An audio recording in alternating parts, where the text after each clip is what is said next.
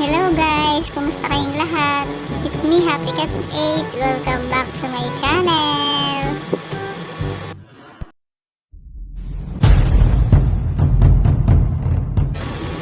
Ito na nga guys, kwento ko lang.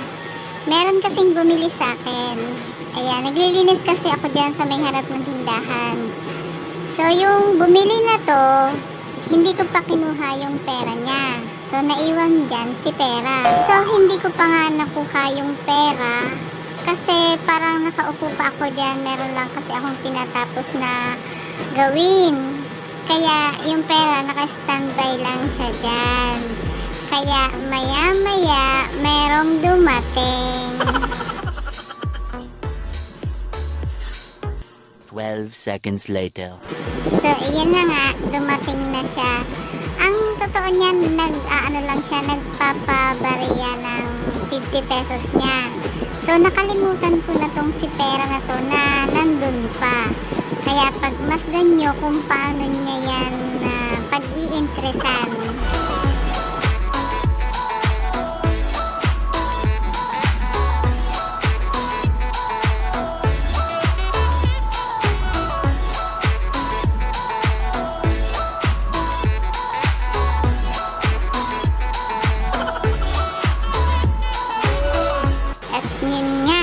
Na niya yung pera ko, kaya iuwi na niya.